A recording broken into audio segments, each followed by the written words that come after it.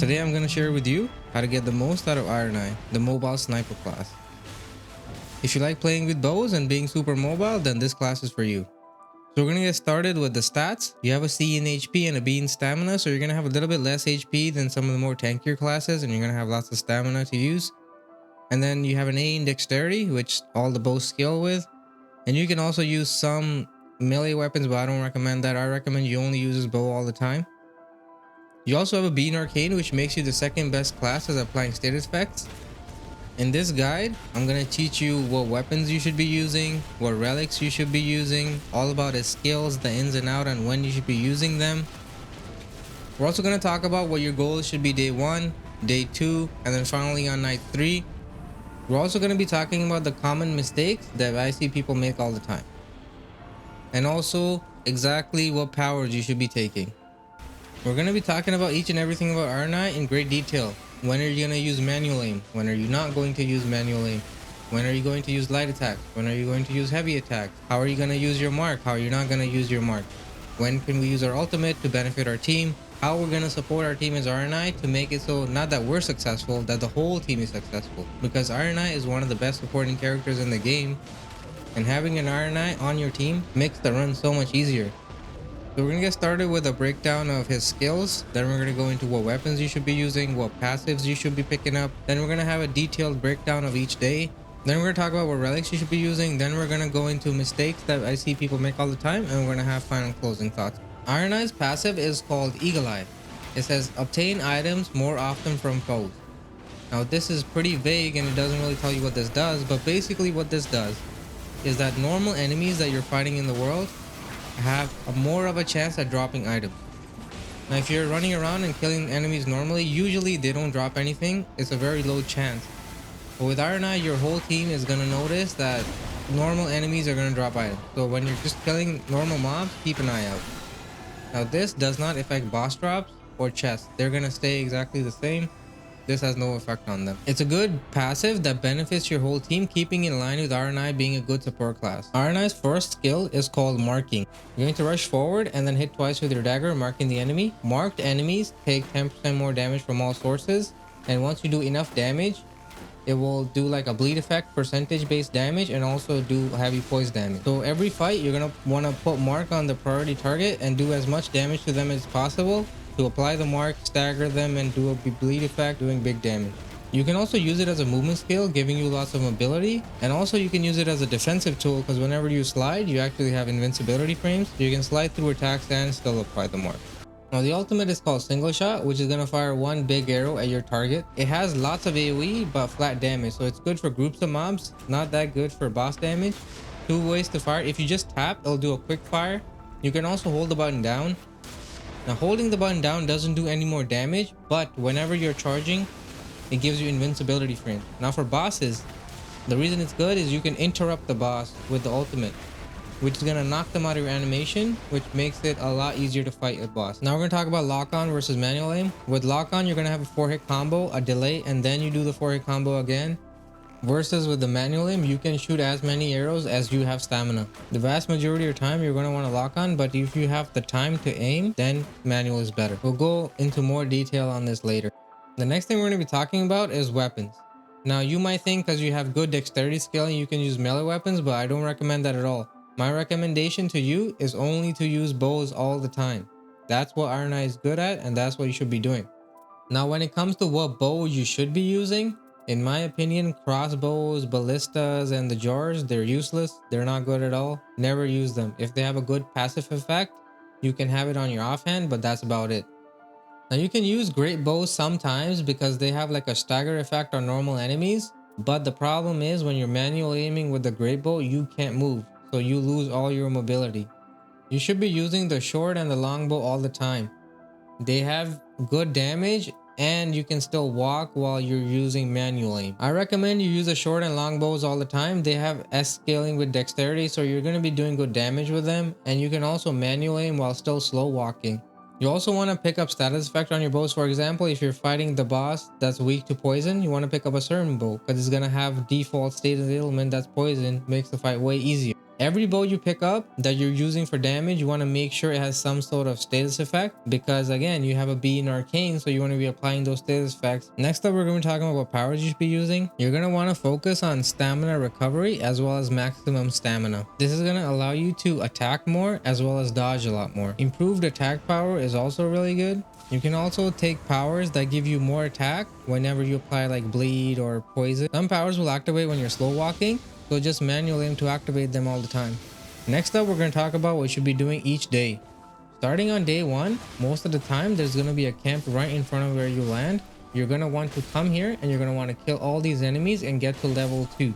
Getting to level 2 is very important starting off, because it gives you 40 to 60% more HP depending on what class you are. So it's going to give you a huge boost to your whole team, way more survivability, way more damage. It's going to stop all those random deaths whenever you go to your first camp. Now, once you get to level 2, the most important part of day 1 is acquiring a weapon that's going to give you the status effect that the boss is weak to.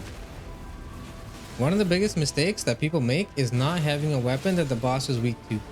Having a weapon that the boss is weak to is going to greatly increase your chances of beating that boss. So starting day 1, we're going to go to all the camps outside of the map that has the weapon that the boss is weak to. So if your boss is weak to poison, go to all the camps that have poison damage. It's gonna be way easier to kill that boss. You can go to the top of the forts, kill the knight, go inside the castle, and there's gonna be a map that's gonna show you where the scarab. And on day 1, you're gonna want to go down into the cave, kill the troll to get the smithing stone 2 that's gonna allow you to upgrade your weapons. And we're gonna keep repeating that until the first night boss. Now, if you don't find a weapon that the boss is weak to, it's okay. We're going to talk about this later in the relic section, but there are relics that give you starting weapon damage, and we kill the troll so we can get the +2 smithing stone, so we can upgrade our starting bow to an epic bow. So at least we have an epic bow that the boss is weak to, guaranteed every run. So we're going to kill the first night boss, then we're going to head into day 2. Now day 2, you're going to want to focus on 2 things. The first thing you're going to want to focus on is you're going to be running around and killing world bosses, the great enemy world bosses. The normal enemies, you don't want to focus on them too much. These great enemy world bosses, once you kill them, they're going to drop really good loot for you. They also have a chance to give you vending grace, which is an extra life. And the next thing you want to focus on is you want to go to the castle in the middle of the map. Now, you can go to this castle at like level 5 on day 1 if you have a really good team, but if you come here and wipe, then it's kind of pointless. So if you're really confident in your team, you can come here day 1. You can save a lot of time for day 2, but otherwise come back here when you're like level 10. Around there is going to be way safer. You're going to kill the boss in the basement, then make your way up. Here in this chest, you're going to get your talisman. Now, once you come up here, this chest is going to give you 1 talisman each, which is a total of 3 talismans. Now here we got really lucky. Our teammates both got upgrades, so they dropped some talismans for us. The talismans you want to focus on is improved range damage as well as drop off. And then you're going to make your way up the castle. And you're going to go to the top. There's another great enemy here. You're going to kill them. You're also going to find some merchants around.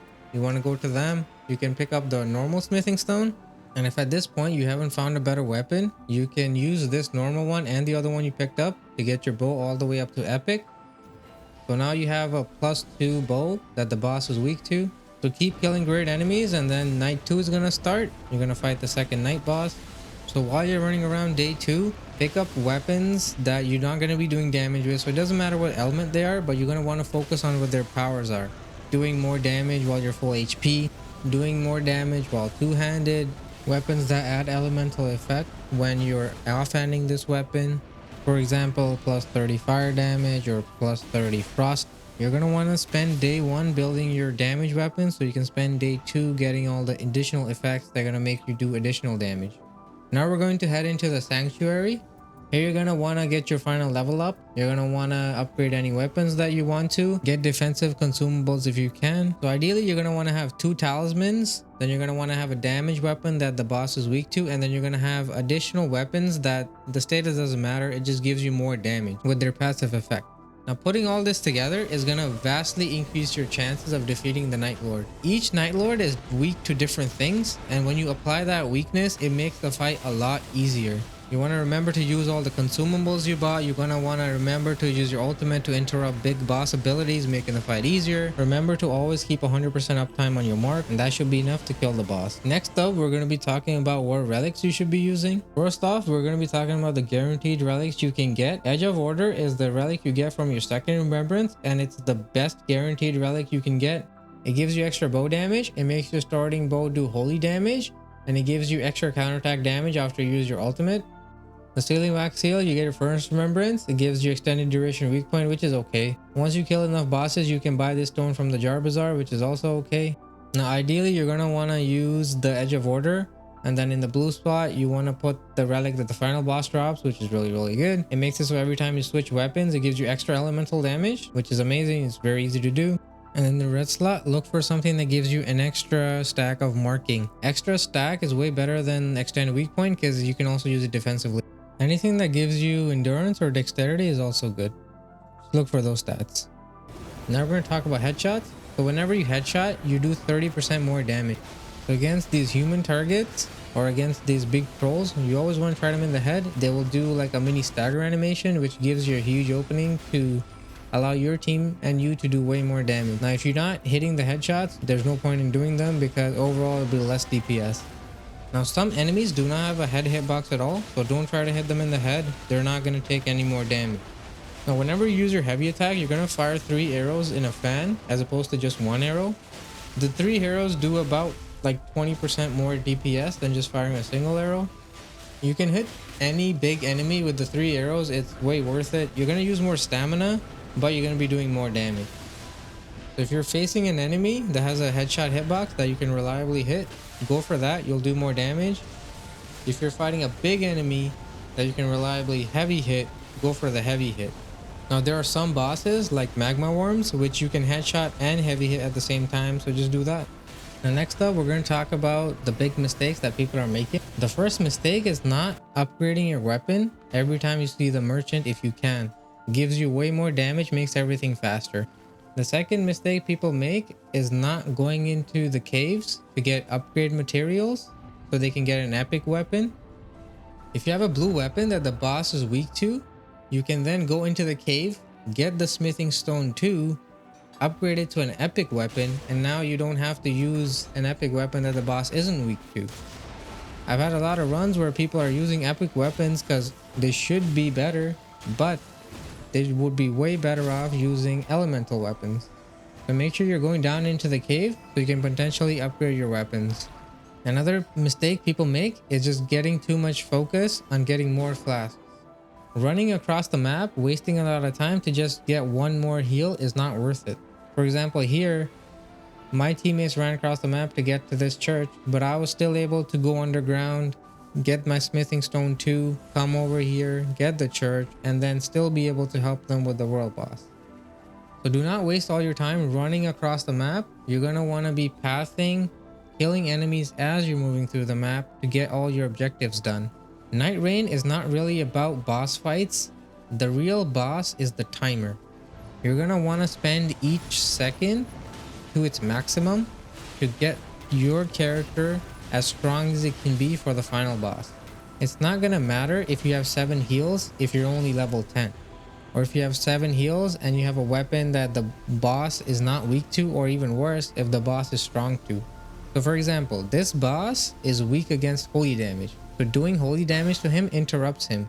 So you can do holy damage and interrupt him, then you can use your mark to interrupt him, and then he gets interrupted when he gets staggered.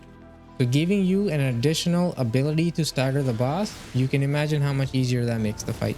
So final closing thoughts on Iron Eye. Iron Eye is my favorite character in the game.